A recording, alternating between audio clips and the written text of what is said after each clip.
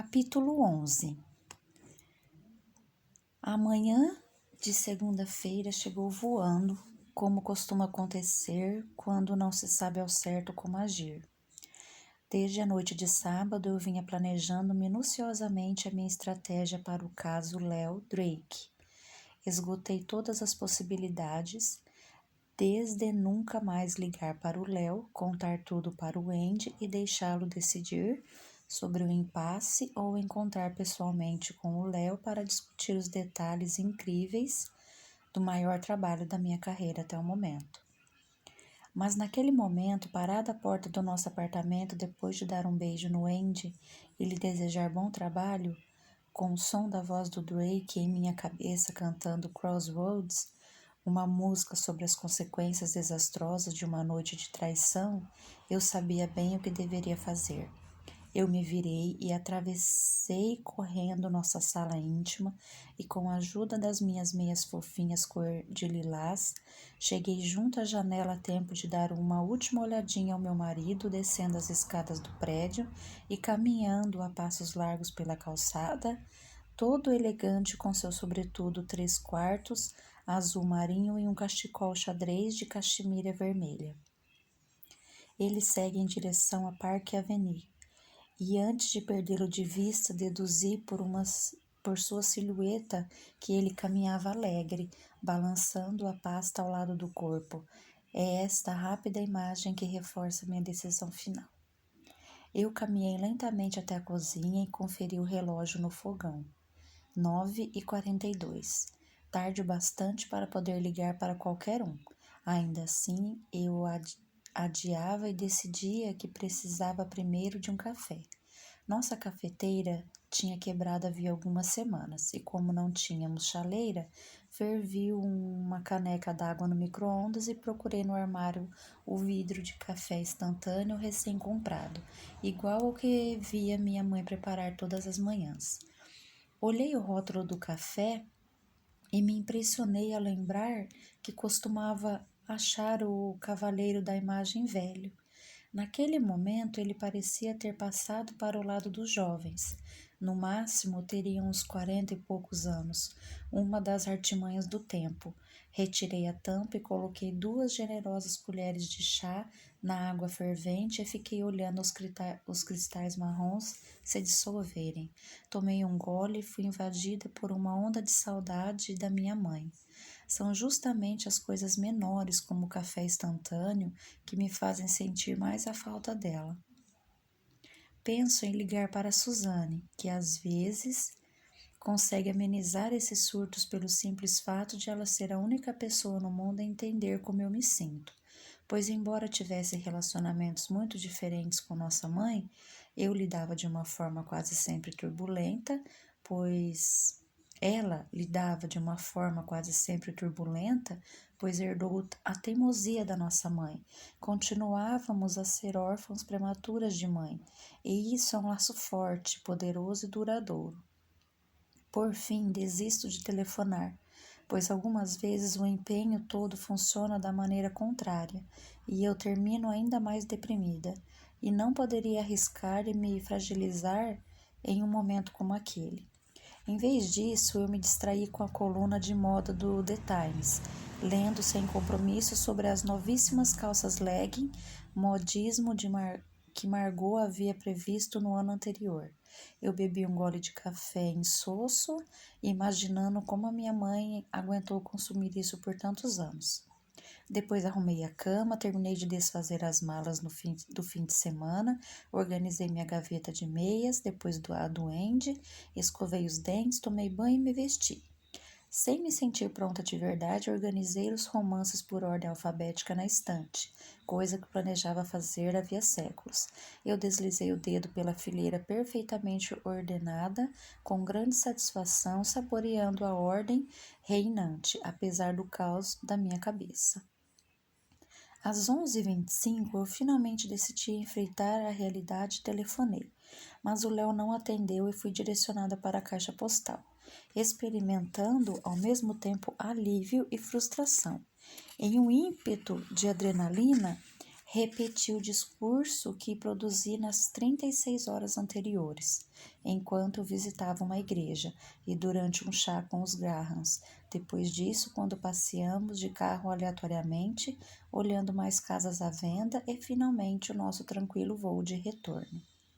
A essência do meu discurso era a seguinte: eu estava impressionada pelo fato dele ter acesso ao Drake. Afinal, por que não fazer um pequeno e inofensivo agrado para ele? B. Eu tinha ficado muito contente por ele se lembrar de mim para o trabalho. C. Seria maravilhoso poder aceitar a tarefa. D. Mas eu não me sentia totalmente à vontade com a ideia da reativação de amizade e pensava que era melhor evitarmos. E no momento final eu disparei. E. Em respeito ao meu marido, pois eu queria que o Léo soubesse que ele estava na categoria de um Tai Portera, tão inofensivo que não tem problema se ele cuidasse do jardim da gente, e não de um Brad Turner, cujos antecedentes certamente incomodariam meu marido. Então, desliguei aliviada e pela primeira vez desde o reencontro com o Léo semanas antes, o coração bateu mais leve. Esse telefonema podia não ser um ponto final no sentido clássico da expressão, mas fosse como fosse, era uma espécie de ponto final. E o mais importante, era um ponto final do meu jeito. Isso é o que eu chamo de tacada final. O que torna mais significativo ainda, já que eu teria desculpa perfeita, Drake Walters, que nada, para encontrar o Léo, jogar meu charme para cima dele e até passar direto para uma conversa mais séria e analisar o que de fato teria acontecido entre nós, mas abri mão da oportunidade. Na verdade, eu fechei a porta na cara dela, e não porque eu não fosse capaz de levar adiante a amizade com o Léo, mas simplesmente porque não quis, e fim de papo. Imagino o Léo ouvindo essa mensagem, pensando se ele ficaria decepcionado, meio desapontado ou totalmente indiferente. De qualquer modo, porém, sei que ele se surpreenderia de ver que seu poder, antes tão totalitário, tinha se evaporado por completo.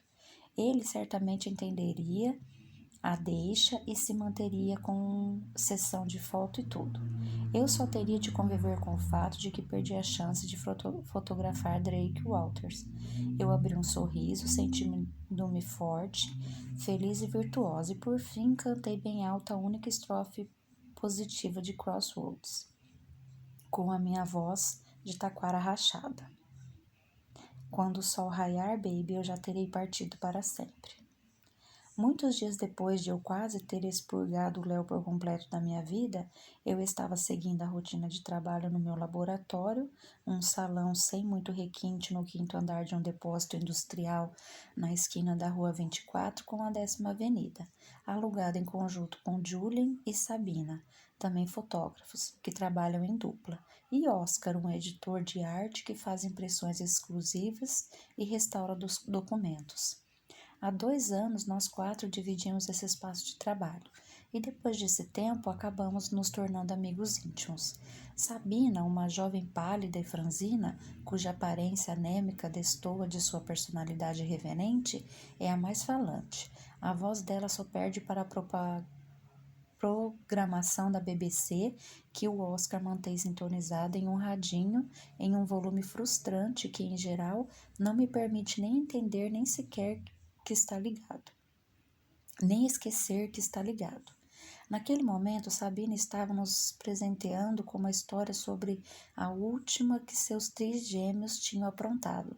Jogaram a coleção inteira de abotoaduras vintage do pai deles na privada e deram descarga, imundando o apartamento.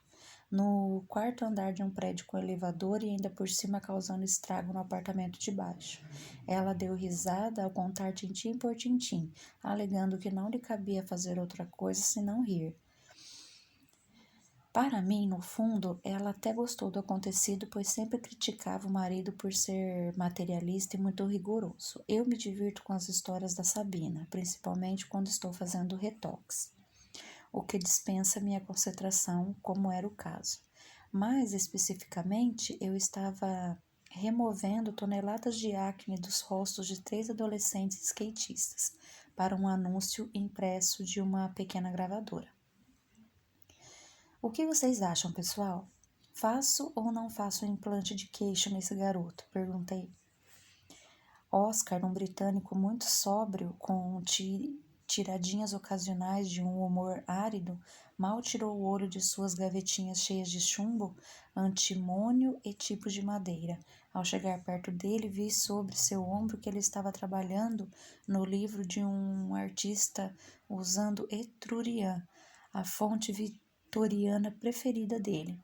Adoro ficar olhando o Oscar trabalhar, em parte porque o que ele faz seja muito diferente do que eu faço, mas principalmente por sua metodologia rebuscada, quase à moda antiga, eu diria.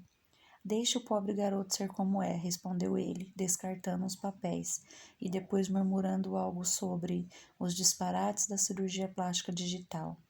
É isso aí, Ellen, deixa de ser superficial, garota, zomba Julia, que tinha acabado de voltar de uma de suas incontáveis saidinhas para fumar, como se ele mesmo nunca tivesse diminuído em uns bons números de manequim o diâmetro das coxas de uma porção de mulheres.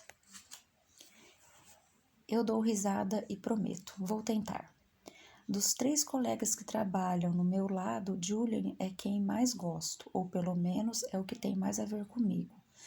Temos quase a mesma idade e ele é casado com Hilary, uma moça simpática, extrovertida e advogada como meu Andy. Sabina disse a Julian para se calar, caminhando apressadamente em minha direção, vestindo calça jeans justinha e rasgada nos joelhos, e com os cabelos compridos, estilo anos 60, balançado nas costas. Ela se desculpa por seu hálito cheirando alho, dizendo ter exagerado nos suplementos naturais, e então observa a foto em questão. Você captou bem o movimento nessa daí, ela elogia, apontando para a prancha borrada, em pleno ar. Como considero que as fotos em movimento são minha maior deficiência como fotógrafa, o comentário dela me deixou satisfeita. Obrigada, eu digo. Mas e quanto ao queixo dele? Ela segurou a foto contra a luz e respondeu. Entendo o que você quer dizer, mas para mim o queixo dele lhe dá um ar destemido. É essa a imagem que a propaganda quer passar? Eu balanço a cabeça. É sim. Para uma gravadora que tem o termo irado no nome, acho que um ar destemido é bem apropriado. Sabina examinou a foto de novo e comentou. Mas eu possivelmente diminuiria um pouco o nariz dele. Chama mais atenção que a falta do queixo. Já reparou como é comum ter pouco queixo e narigão ao mesmo tempo? Por que será isso? Meu celular interrompe a observação de Sabina na metade. Um segundinho, eu peço. Certa de ser a Margot, que já tinha me ligado 2 vezes só naquela última hora. Mas eu estava enganada. Olhei o visor e vi que era Cíntia, minha agente. Eu atendi e, como de costume, ela gritou anunciando. Pode ir sentando, que você não vai acreditar no que tenho para lhe dizer. Léo logo veio à minha cabeça, mas escutei excitada a novidade que ela tinha para me contar. Ligaram da revista Platform. E imagine só, minha amiga, eles querem que você fotografe nada menos que Drake Walters para a reportagem de capa de edição de abril. Isso é fantástico, exclamei, tomada por uma confusão de emoções. Para começar, mal podia acreditar que o Léo tinha levado isso adiante, e só então me dei conta de que deixei a porta dos fundos convenientemente escancarada para que ele orquestrasse tudo via minha agente. Contudo, eu honestamente não acreditava que ele poderia ser tão altruísta assim. Eu achava, e talvez até esperava, que a isca do Drake fosse só uma jogada de mestre, um plano para me atrair à força para uma amizade inapropriada e inadmissível. Porém, eu precisava encarar esse último gesto, para não dizer o próprio Léo, sobre outra ótica. Mas, invariavelmente, isso tudo acabaria sendo ofuscado pelo puro prazer inebriante de fotografar um ícone. Fantástico, Cíntia contesta. Fantástico é pouco. Incrivelmente fantástico, corrijo agora sorrindo. Sabina, sempre curiosa no bom sentido, queria saber. O quê? O quê? Eu escrevi as palavras Platform e Drake Walters em um bloquinho de anotações. Ela arregalou os olhos enquanto satirizava, fazendo uma dança erótica ao redor de um poste ligado ao teto, do teto ao piso de cimento, e então correu ao Julian para contar a novidade. Ele levantou os olhos e sorriu para mim. Não havia competição entre nós, mas com certeza fazíamos uma espécie de contagem amigável. Antes disso, ele e Sabina encabeçaram soberanos essas contagens com uma foto de Kate Couric para a revista Red Book, tirada no balneário de Hampton, onde Julian costumava trabalhar antes de se casar com Hilary, o que passou a exigir dele que ficasse em Nova York em tempo integral.